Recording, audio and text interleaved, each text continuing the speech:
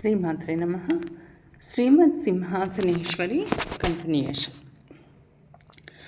అమ్మవారి సింహాసనానికి పంచకోళ్ళు ఉంటాయి, అంటే 5 కోళ్ళు ఉంటాయి, 5 legs అన్నమాట. 5 కోళ్ళు ఉంటాయి అమ్మవారి యొక్క సింహాసనానికి.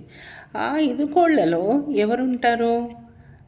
5 మంది దేవతలు ఉంటారు. ఆ దేవతలు ఎవరు? బ్రహ్మ, విష్ణువు, రుద్రుడు, మహేశ్వరుడు, సదాశివుడు అనే ఈ 5 మంది దేవతలు అమ్మవారికి కోళ్ళగా అమ్మవారి సింహాసనానికి కోళ్ళుగా ఉంటారు. అందువలన ఈ పంచబ్రహ్మలు పరమేశ్వరి సింహాసనానికి కోళ్ళుగా ఉన్నారు కాబట్టి అమ్మవారు శ్రీమద్ సింహాసనేశ్వరి అని చెప్పబడుతుంది. ఇంకా అమ్మవారిని షట్చక్రాలలో భక్తులు సాధకులు అమ్మవారిని అర్చిస్తారనమాట. అలా అర్చించేటప్పుడు ఒక్కొక్క చక్రంలో అర్చించే వారికి ఒక్కొక్క రకమైన అనుభూతి కలుగుతుంది. ఇంకా వాళ్లకు దానికి అనుగుణంగానే ముక్తి కూడా వస్తుందన్నమాట. అదేంటి అంటే చూద్దాం. అమ్మవారు ఆజ్ఞాచక్రంలో అమ్మవారిని అర్చించే వారికి సారూప్యముక్తి ఉంటుంది. అంటే సారూప్యముక్తి అంటే దేవతకు సమానమైన రూపంలో వీళ్ళు ఉండగలుగుతారు. సాధకులు ఎవరైతే అమ్మవారిని తమ ఆజ్ఞాచక్రంలో అమ్మవారిని పూజిస్తారో అర్చిస్తారో అలాంటి వారు అమ్మవారి రూపాన్ని వీళ్ళు పొందుతారనమాట. దీన్ని సారూప్యముక్తి అంటారు. ఇంకా అమ్మవారిని విశుద్ధ చక్రంలో కొంతమంది సాధకులు పూజించుకుంటారు. విశుద్ధ చక్రంలో అమ్మవారిని పూజించే వారికి సామీప్యం ముక్తి కలుగుతుంది. సామీప్య ముక్తి అంటే ఏంటి? అమ్మవారికి అతి దగ్గరగా వీళ్ళు ఉండగలుగుతారు.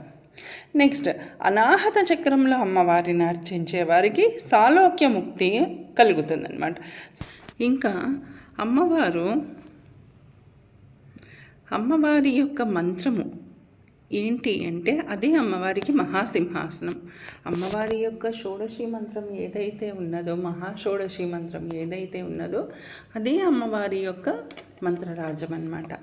ఎవరైతే అమ్మవారిని ఆ మంత్రరాజంతో సాధన చేస్తారో అలాంటి సాధకులు అమ్మవారిని ప్రపంచంలోని ఏ మంత్రం మీదైనా వారికి అధికారం వస్తుందన్నమాట. ఎందుకంటే అమ్మవారిని మహాషోడశి మంత్రంతో అమ్మవారిని సాధన చేసుకునే వాళ్ళకు అన్ని మంత్రాల మీద పట్టు వస్తుంది. పట్టు అంటే అధికారం వస్తుంది. వాళ్ళు ఇంకా ఏ మంత్రమైనా వాళ్ళు చేసుకోవచ్చు, జపించవచ్చు అన్నమాట.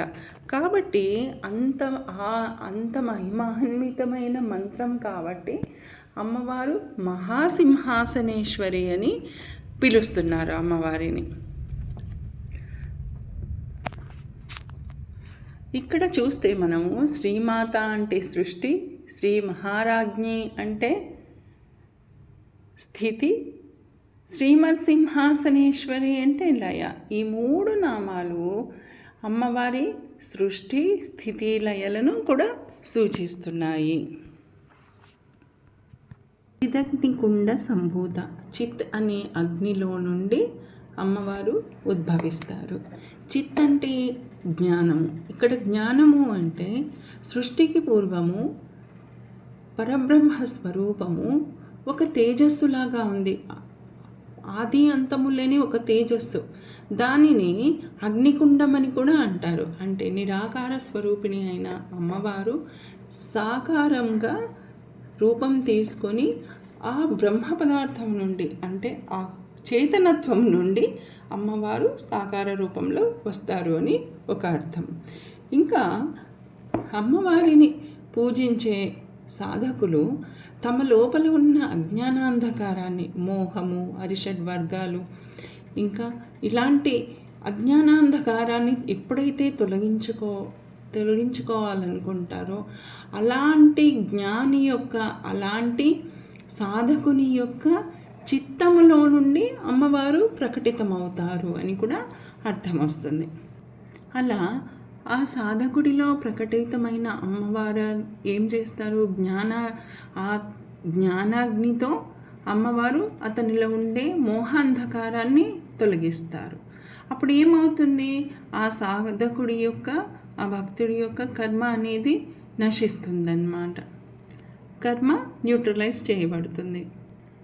భగవద్గీతలో శ్రీకృష్ణుడు చెప్పినట్టు యస్య సర్వే సమారంభ కామ సంకల్పవర్జిత జ్ఞానాగ్ని దగ్ధ కర్మాణం తమాహు పండితం బుధ.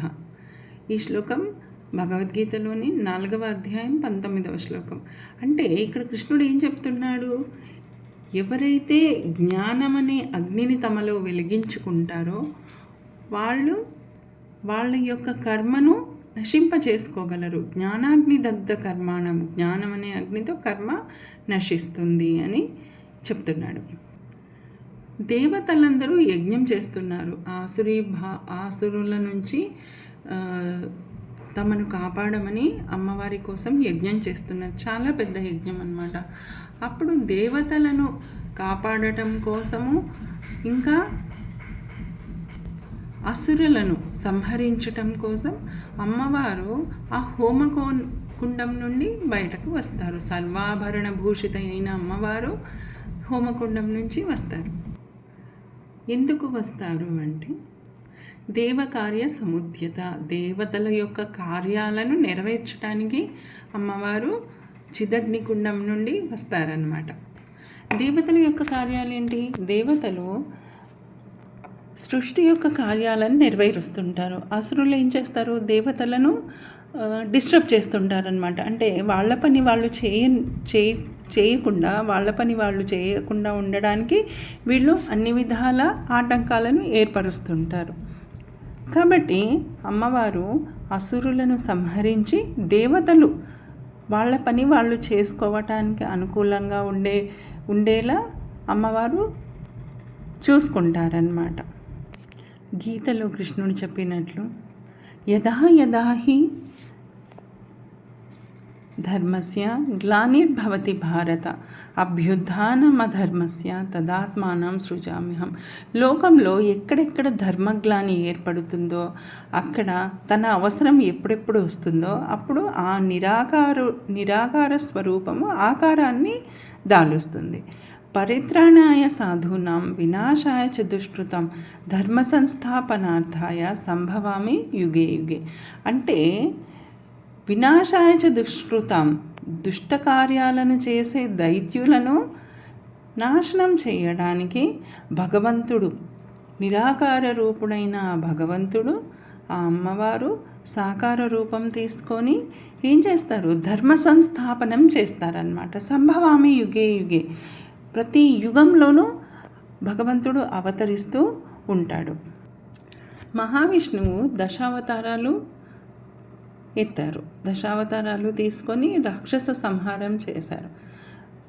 అయినా కూడా ఇంకా అక్కడక్కడ రాక్షసులు పుడుతూ మానవాళిని, దేవతలను హింసిస్తూ వాళ్ళ పనులు వాళ్ళు చేసుకోకుండా ఆటంకపరుస్తూ ఉండటం వలన అమ్మవారు అవతరించి మహావిష్ణువు సంహరించలేని రాక్షసులను కూడా అమ్మవారు సంహరిస్తారు.